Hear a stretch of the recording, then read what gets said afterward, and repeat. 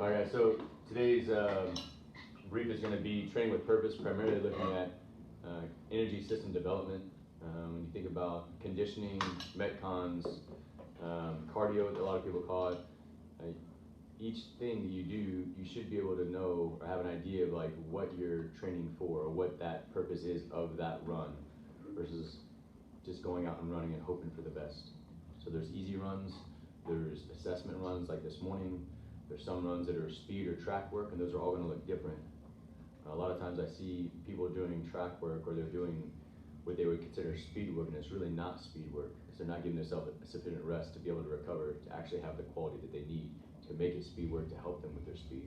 They're actually decreasing recovery, which is leading to poor economy, meaning they're not running with great form. So they're actually doing the opposite of speed work. They're doing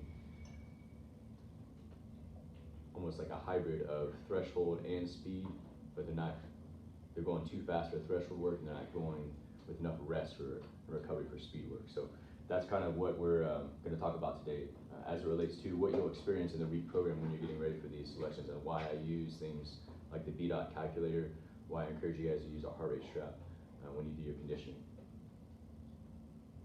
So Mike can answer any of these questions because he's got the cheat codes. He's already sat on this once. So why train, guys? I got 80 years of preparation. To prepare for whatever you're trying to prepare for? Yeah, okay, I like that. To prepare for whatever you're trying to prepare for. That's something specific, right? Correct. What? To perform at a high level. Yep, for performance. I like it. Anything else? For health. If I can, he can. He wasn't there. Oh. It was his company though. For health, sometimes, yeah, it can be for health. Yep, not necessarily, but I think sometimes people confuse health with training or health with fitness. I think there's a big difference. Well, there can be a big difference, but they can relate. Anything else?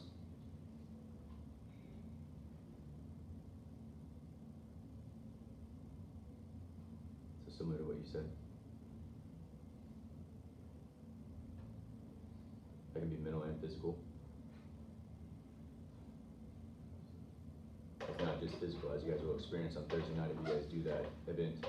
There'll be some emotional and some psychological and maybe even some spiritual things you're going to be working through, which is good. Somebody needs to wear a GoPro so I can watch that. Yeah. That's not a bad idea. And the last one might be probably the most important one, especially as we look at it and as I've seen it from the population I primarily get to train with. Outside of REAP, my primary population is the line ODA, the guys on the line 18 series. And it's great to thrive at work, but it's even more important to thrive at home, whether that's with your wife and the kids or whatever your home life looks like. If you don't have kids yet or not married yet, even still you have something at home, you have something you need to go back to, and within the community. I think we kind of fail to realize that. So that kind of goes back to what you talked about, Tyler.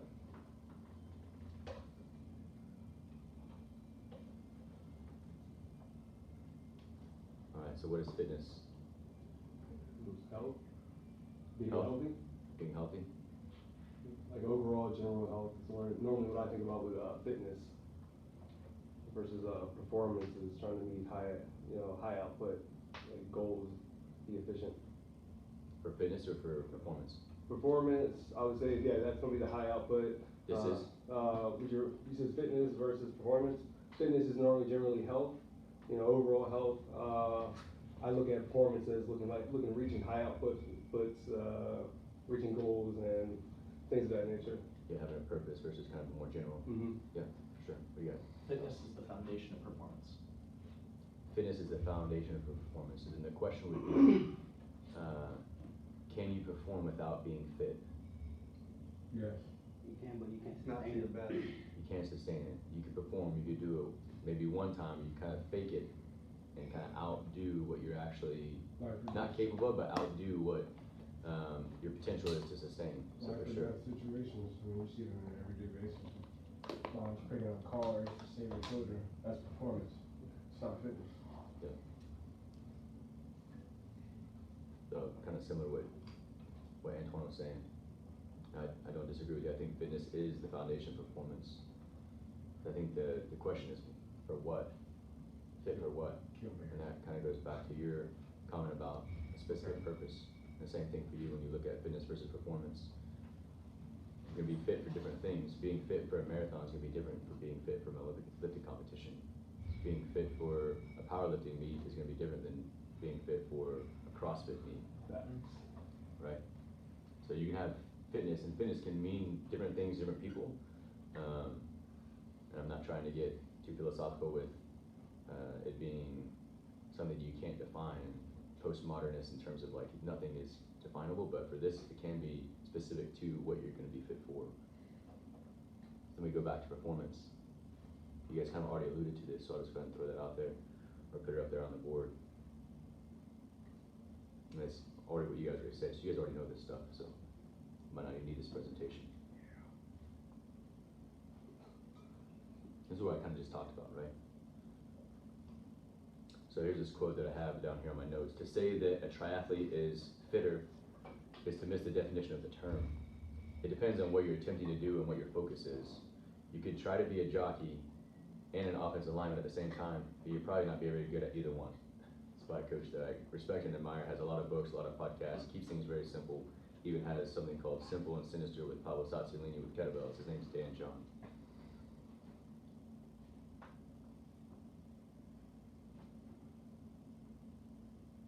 This is a specificity of training with guys that are on ODAs, what you guys are trying to strive to do.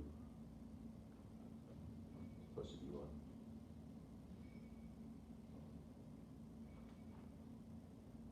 So this is just profiling. So looking at like, where is a guy at before he even starts? It's kind of similar we're doing with these PT tests. Where are you at with some of the things we're requiring you to do before we start, so that we know, or maybe right when we start, so we know what do you need that's a little bit different from other guys. Where the program is general and should give you what you need, there might be some specificity for you where you're at on a profiling. Generally for tactical athletes, but then also for athletics, but then even for you individually. So energy systems, so you have 3 different energy systems. So aerobic is just long and slow, right? Long, slow distance type stuff. Anaerobic lactic, that's, think of like 400 repeats. Think of a high output with somewhat minimal recovery and having to repeat that. In order to do that at a high level and sustain that, you need to have a robust aerobic system.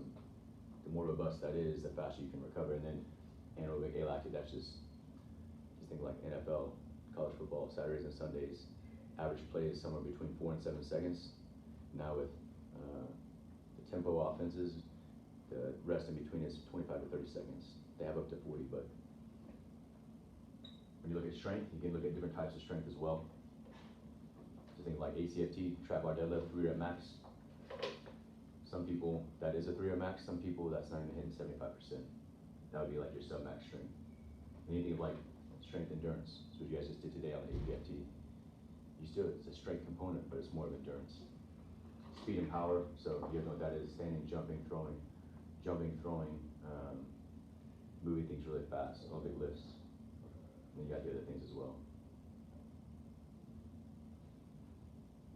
So you think of like what the difference would be between these 3 quarterbacks, and how they have different things that they're good at, and how they play to their advantages, both physically as well as technically as a quarterback, and how they play.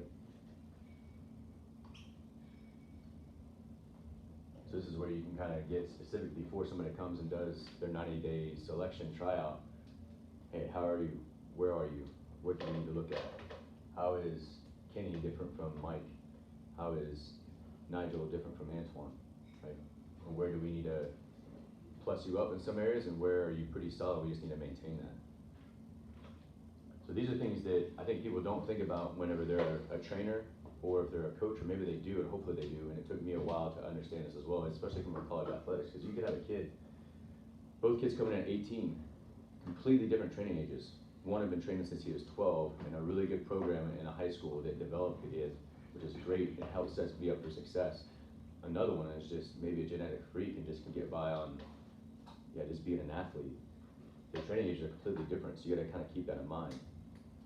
That's a huge thing with training, especially as you guys are coming into the Army. Training age versus what the Army does for training, and then what good training is, right? Yeah. So there's a big difference, especially now that they're transitioning to ACFT. I think they're getting more on board with a more comprehensive training model. So you don't have to just do push-up, sit-up, and 2 mile. You gotta do a lot more than that. So then the other things too, you gotta keep in mind are just your body type, your weight, your height, your limb length, body composition. Like limb length is can be beneficial and advantageous for certain people. Some people who have arm length that is a lot greater than their height, generally you're about as long here as you are tall. That's why when they do different types of tests for guys, when they do recruiting, I mean, the guys that are way out here, they're maybe 6 foot tall, but they got a 6'5" reach. And they're gonna put them up on the defensive line because they're explosive, because they can get out and around offensive linemen. Like, those guys are gonna be able to deadlift a lot easier, right? The arms are hanging way past your knees, and all they have to do is just here. Versus a guy built like me, shorter torso and short overall, I'm kind of more built to squat. So that's when you look at, you can be good at different things based off of what your body type is. And even some countries do that, more communist type countries do that, where there's from a young age, they see these profile things and they see these things they can do, and then for the next 20 years, yes, they develop because they just see that in that kid or in that They get the potential. rounded deadlift, man. Liu Xiao. Have you heard So this is a great book if you guys wanted to look at just general conditioning principles that I think Joel puts it in a very easy way to understand if you don't have an ex-phys degree. And that's what I'm trying to do for you guys today, is trying to break it down really simply just to help you guys understand if you don't have the ex-phys degree. Been in practice for 4 years. Yeah, you must rely on aerobic development if you want to perform at the highest levels, including that anaerobic alactic and that threshold work like I talked about. That seems like, oh, I don't need to be aerobically fit for that. It's like, yeah, you do, and you'll see why.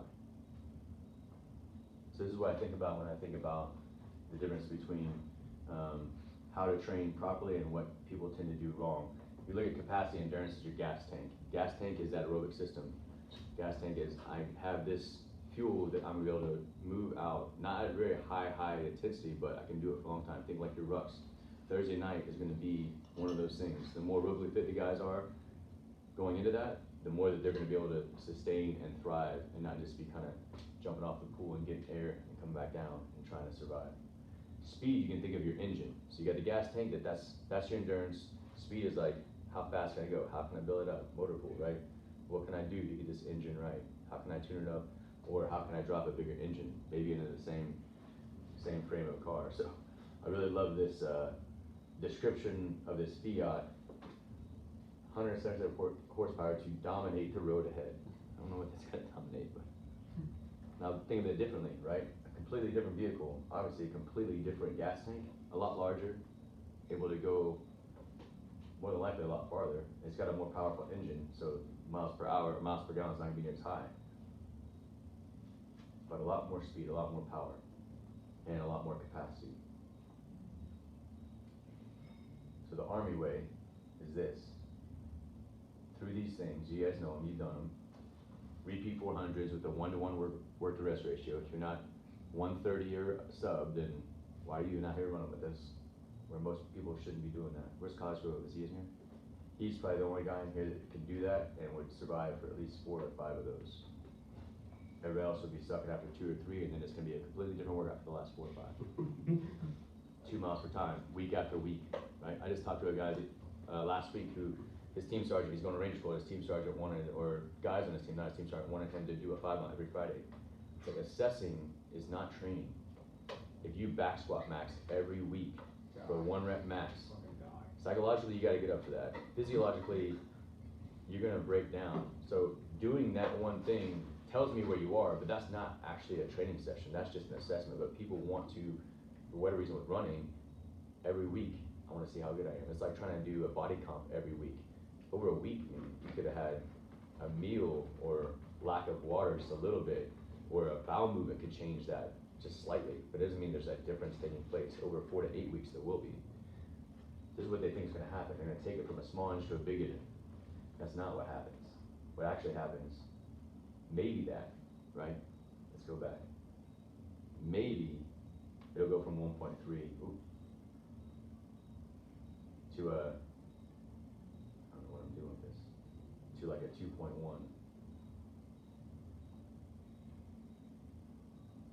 But it's also not sustained. You can't sustain it. That's where you're gonna get injured.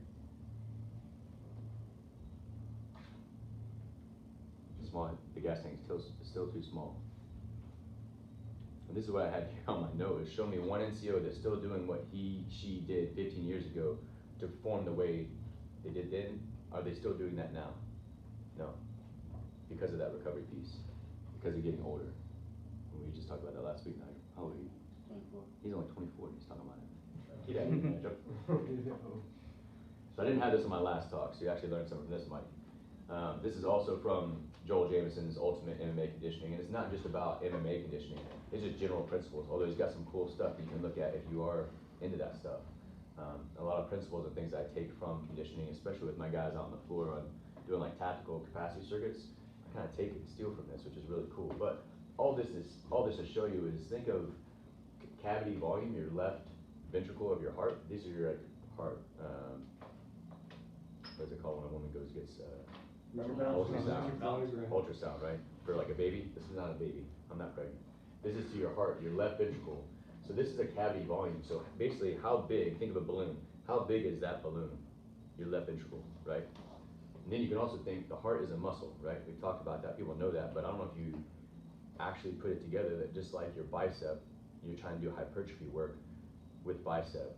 How do you do hypertrophy work, Twan? What do you do with your clients back then? Hypertrophy, or typically we just have it like the 8 What's to 10 your rep sets? range. Yeah, what's your sets and reps on that? Four sets, 8 to 10. What's your rest in between? About a minute and 30 or something like that. Yeah, maybe a minute and 30. So a lot of volume to be able to get the hypertrophy. Your heart can do that same thing. That's what those 400s, 6120s, all that stuff.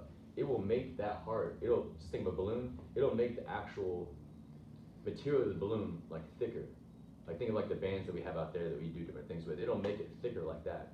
But it's not doing anything to increase the actual size, to get more volume of blood in. With the training that we're doing, first of all, what you gotta do, you have to get that volume bigger. You gotta increase the size of that left ventricle so we can get more blood into the heart. Why does that matter, Travis? What does blood deliver to the muscles? Oxygen.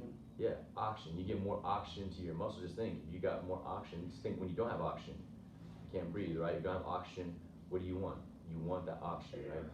Same thing with your muscles. Like, if you put out a high intensity and you're stressing it and you don't have a very big cavity volume, you're just not getting the oxygen you need to. Not necessarily cramps, it could be, but not necessarily. That's just where that cramps could come in, or that's where just fatigue comes in. You literally are not able to put the output out there like we talked about earlier. So with the program we have is a lot of aerobic work, especially before you start the 90 days, a lot of aerobic work, which seems really easy, really slow, like 10 to 11 minute miles for some people. I even had a guy yesterday that was really frustrated with where he was at. I was like, your heart rate response with your heart rate strap is telling you what you gotta be at. I'm not telling you that you need to be that slow. Your heart and your body's telling you that slow. And right now it's because of the humidity and the heat. In the winter it gets better here because that doesn't have as much of an effect. The environment plays an effect. All that to say, the majority of your work should be that, to increase that size of the cavity as much as possible, and then at the right time and in the right dosage, more often we'll do some more higher intensity stuff in that 90 days, as the guys in REAP know, where we'll now also increase the thickness of the wall. I know that there's a benefit to that, but at the right time. But if people are all only doing training without realizing it and they're only increasing the thickness of the wall, that's not going to help you in terms of your recovery, in terms of your extensive output for a 5 mile or 12 mile ruck, day after day after day training like you'll see at REAP. Any questions on that? Yes, sir. So like the concentric, the wall is basically how hard your heart can pump, right? Like how hard your heart contracts. Yeah, so think you have a thicker Yeah. wall, it's like a thicker muscle. A bigger muscle is going to produce more force. A thicker heart muscle, one, you get more volume in, right? You got more volume in, and let's say we don't do anything to the wall. It's still as strong as it was, fine. And now it's just pushing out what fills into that heart. It's pushing it out at whatever rate that might be. When you then, behind that, increase the thickness, good point, Tyler.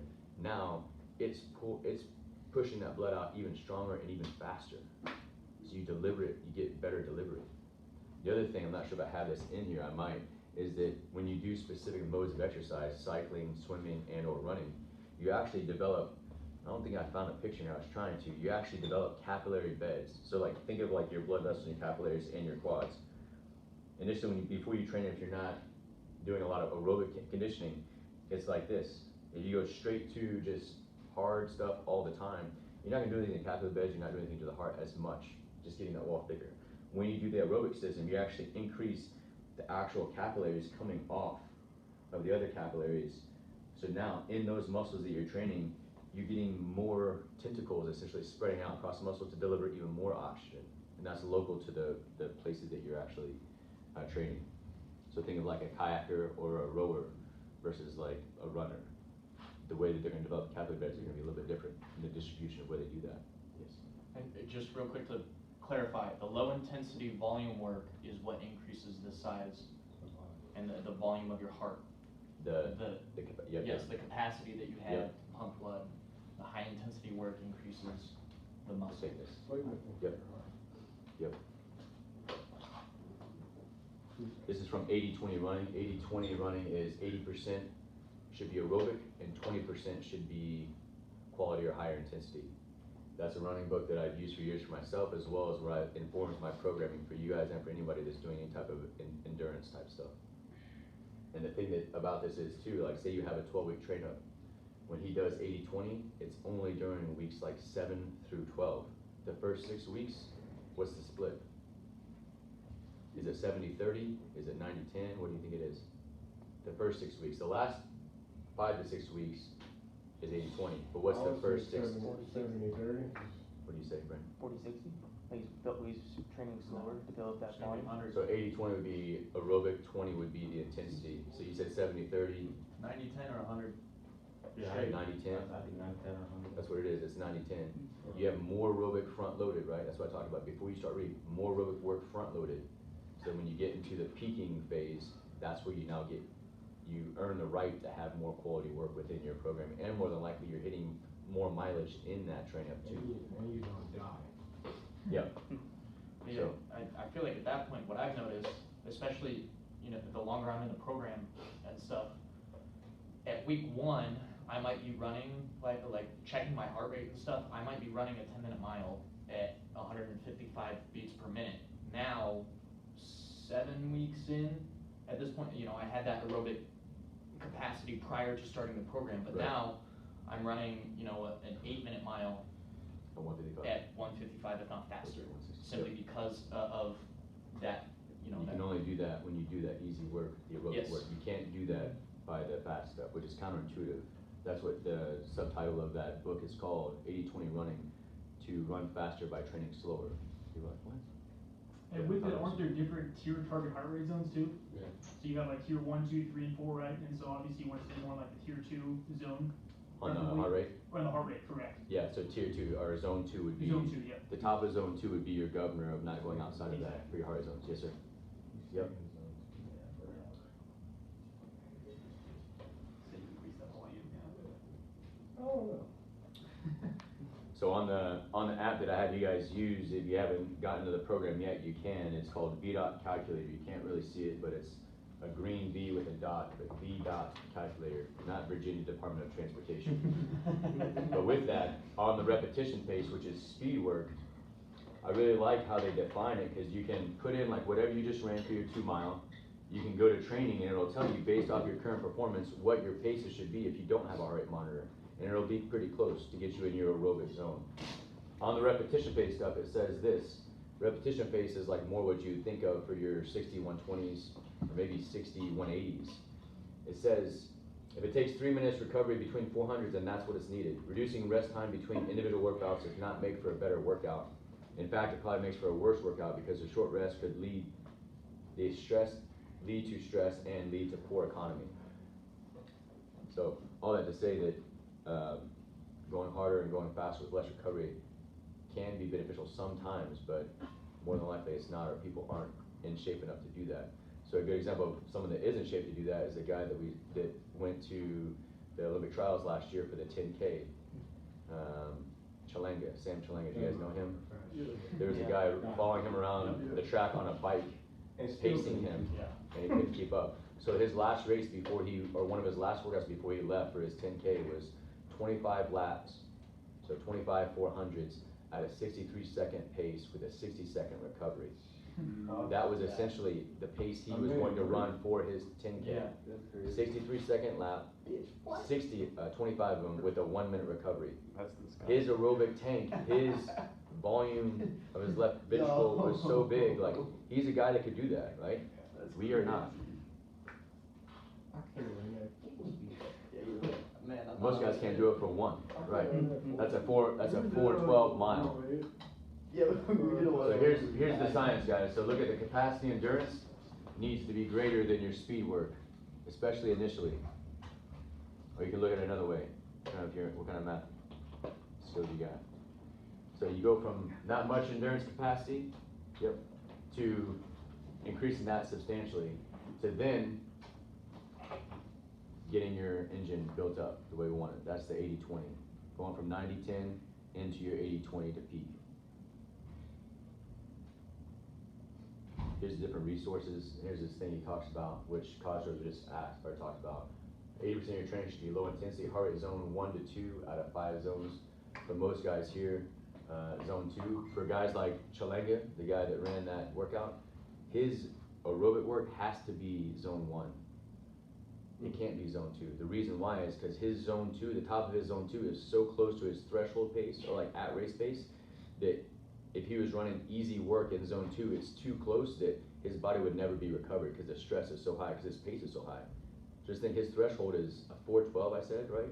Because that's a 63-second 400 times 4, that's 4 minute 12 pace, and that's what he was trying to hit for that 10K. So for 6.2 miles. If he did easy work, his easy work sounds crazy, it's like 445. If he's the top of zone 2, that would be top of zone 2 easy. So he actually needs to be slower zone 1, which for him is like a 515. Sounds kind of crazy, but that's like he has to go even slower because he needs a bigger dichotomy. Most of us are not there. Oh, he probably weighed $120 soaking wet. Maybe he was as tall as Brandon, not quite. He was skinny. He was taller than you, but not quite as tall as Brandon. Yeah, maybe 5'8". Yeah. Yeah, I'll let you guys read this as well. when he ran though, like you watch him run in person, he's going fast as fuck. Yeah, Tyler, I'll have you read this one. Just read the first paragraph for me, Tyler. As mistakes go, this one is pretty understandable. Going fast in training makes intuitive sense to most runners. After all, the purpose of training is to prepare for races, and the purpose of racing is to see how fast you can reach the finish line. Brandon, will you hit that second paragraph for me? No one denies that running fast is important. Runners who strictly limit their faster running and workouts derive more benefit from these sessions and perform better in races, whereas those who go overboard end up training in a state of constant fatigue that limits their progress. So he even talked about in one of his podcasts where he would go out, and there's different running clubs at different big cities, even smaller cities, where like every Saturday they get together and they go out for like a 5K, 10K, just training run, not like races. They probably still race together when those come up every few months. But they'd go out for these training runs and you kind of get into buckets of, here's this pace, zone 2, here's this pace, zone 2 group, here's this pace. And he said he would continually see these people running these training runs faster than him when he knew that he always outperformed them. He's like, yeah, let them do it. Like, I can't talk them out of that. Like, they think they have to run fast to always be fast. And they just kind of go overboard, usually either injuries or just psychological fatigue of not being able to keep up with the amount of volume. So like I said, I use the VDOT calculator for both 2 mile, 5K, 5 mile, whatever specific to the things you're gonna run. I try to use that as a proxy for where we should set your paces.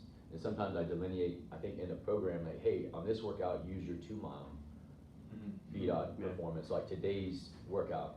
And on other workouts where, cause for SFAS, you also gotta run a 5 mile, like a longer-ish pace, a longer-ish run at some point in that gate week. So other workouts are like, hey, base this off of your 5 mile, because there will be a difference.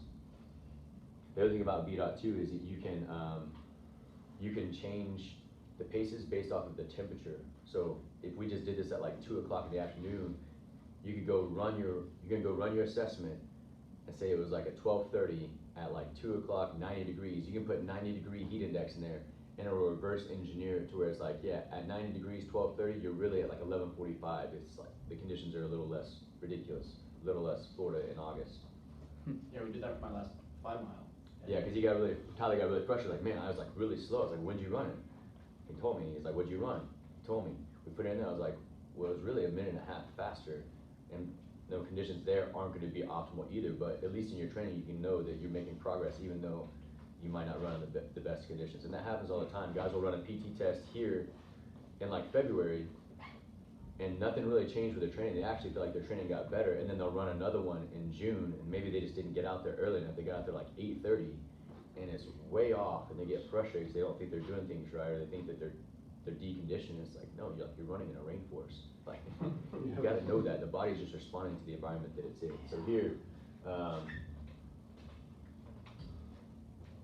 sure why I had that. I think it's just kind of showing, it's supposed to be showing like 2 mile versus, half marathon predictions. So it can kind of show you like based off your 2 mile, what would you run at these other distances? The farther away you are, like you can't, it's the farther away you are from your mile, like this isn't a very good prediction. A mile test isn't a very good prediction for a marathon. It can get close, but it's like if you did 70% of your back squat for however many reps, I could kind of get an estimate of your 1 rep max, but it's not as good as if you give me like a 90 for like a triple, and then now I can get a better approximation of where your max is. All right, that's like 30 minutes maybe, so you guys. All right, Travis, I gotta head Yep, out. perfect, man. Y'all have a good one. Yep. Yeah. You guys have any questions about anything that we went over? Yeah, Mike. So I know we talked about going faster in training. What about if we feel like we don't get faster in training? Because honestly, most times I never feel like I'm getting faster, and then I fuck around and I am faster. So you don't feel like you're getting faster, but then Fuck, whenever you, man. but then Every time I do these sprint workouts, I'm like, fuck. yeah. Like I'm making, I guess, like I'm making my splits, but it's like you've seen it. Like my first one will always be like 10 seconds, 10 seconds negative than my actual split. Then my second one is just like fucking 20 seconds slower. Yep. And then my third one is like maybe 5 seconds off. Like I normally only get one of them like either spot on or right Or at, close, yeah. or close. The rest of them feel like shit. Yeah, I think that comes back to pacing. So kind of similar today as I was trying to help you guys with your strategy as you approach the 2 mile or 5 mile having a negative split. Even in training, trying to be more consistent and not having like a negative for your first 1 or 2 by quite a bit, and then it kind of catching up to you. So negative being like 10 or 15 seconds faster on like a 400 say. And then on the next 2, you're a little bit slower because your body's still trying to catch up because I'm still giving you the same rest. And then finally by the 5th and 6th one, you're kind of dialing it in even though it kind of sucks. So I think that just kind of feeling that pace out, just being more consistent from the jump, and even putting the governor on from the beginning, knowing you could drop, 10 or 15 seconds faster, but just at the 200 or wherever, just knowing like this is where I need to be at the halfway mark, and you get there like, oh man, and then dialing it back so you do come in and you're running a whole lot slower for the last 100, but at least you're coming in right at the pace. I mean, I had to do this yesterday for like an 8 mile run where I was coming in, I was at the halfway mark or the 3/4 mile mark, and I was way ahead, and I literally, to try and stay in my zone 2, I had to walk for like 2.5 minutes. I didn't want to, but I knew what pace I needed to be at. I knew I wanted to average my heart rate. So then the 2nd mile, I even came in 30 seconds faster than I needed to. So the 2nd mile, I had to like slow it down even more to average out where I wanted to be. And then miles 3 through 8, I was more consistent doing like a walk around where I knew I didn't want to get to the end of that mile and only walk there for like 2 minutes because that's not good. So I had to, even for myself on like more extensive based, I had to make sure my pace was right. And I think for you guys as well, as you get to that last 30 days, I want you to almost get rid of your watch because you're not going to be able to have those when you go, and I want you to feel what that, whatever pace feels like. Say you're trying to drop like a 12 pace and today you drop like a 12:35, 12:40. Yeah. Yeah, so you're on 12 with Cosgrove doing really well, and then it kind of caught up to you, and so you didn't have quite a negative split, but each time you're going through the lap, I encourage you, yeah, look where you're at, but then as we get closer, we're using this kind of as a crush. It is a training tool, but we also use it as a crush. As we get closer, if you're not gonna have this, and you go out there, and you just drop the hammer, you're not really intuitive of knowing what it feels like to run that pace, and you'll feel that even in the training on your 400 repeats, not just your 2 mile session. I think that's gonna be a huge benefit and advantage, just so you don't outperform what you're trying to do and have a positive split by a huge amount, because you just weren't, the adrenaline's there, all these other people are there, Mike, and like you just wanna go out the gate. What I've done in races before is not near as rigorous or intense as what you guys are gonna do. Is I let those people do what they do, and I'm like, I'm gonna hawk you down, one after one. I'm gonna pick you up, and then psychologically, that encourages you. But then also, the people that took off, you got all these people passing you about a mile, 2 miles in, whatever it is. Like, that's really gonna screw them up.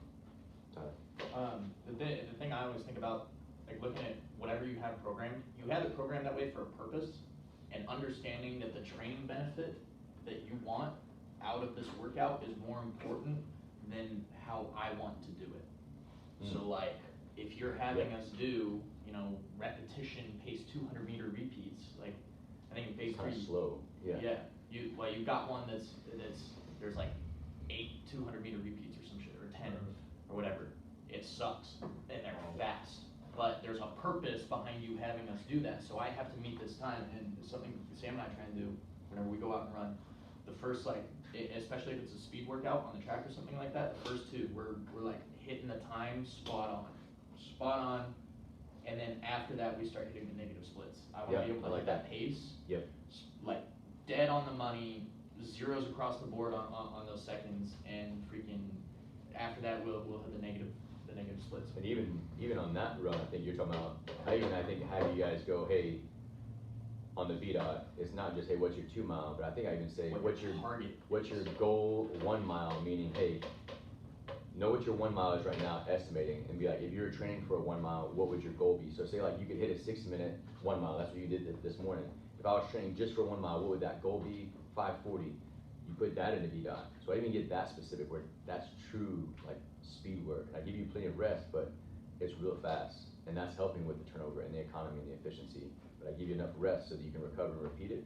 As Mike and Tyler talked about, it sucks, but you have enough recovery to be able to make it worth it, and you're actually getting true speed work out of it. But also for like those slower runs too. Like if I want to run fast, You can, well, you programmed a 40-minute easy pace run today.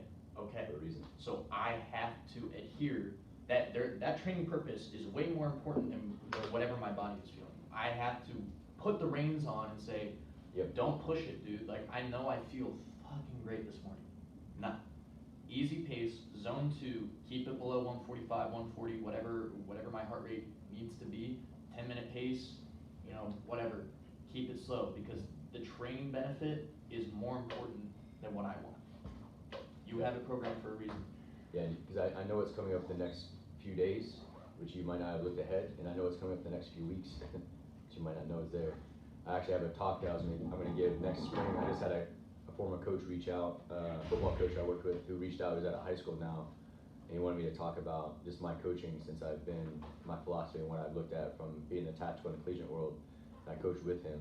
And the biggest thing I tell people when people ask me the difference is between collegiate and tactical, especially with 18 series guys, is what do you see as a big difference? And mine is, in college, I feel like I'm saying go, like, come on, let's go. You're here. A lot of you guys are on scholarship. You're just going to class. You're not even having to work. You got all this fun thing you guys are doing, like all these things that there's no reason why you shouldn't be training hard, especially when it only happened for like 8 hours a week max out of a 168-hour week. Whereas here, similar to Tyler talked about in his training, I'm not saying go, I'm saying whoa. I'm pulling the reins like, hey, you can do it like that, but you don't have to. I'm not telling people to dial it back all the time. I'm not telling them to not go hard, because that's why they got selected and that's why they got here, because of that mentality. I'm saying you don't have to keep selecting yourself every workout. And on some workouts we're going to get after it, but on other workouts we don't need to, because we are still trying to do something that has a purpose that's going to help you go even harder on those hard workouts and help you to recover for the next hard workout. Any other questions? Good. Thank you. Appreciate your time. Yeah. Yeah. You hit that, Google?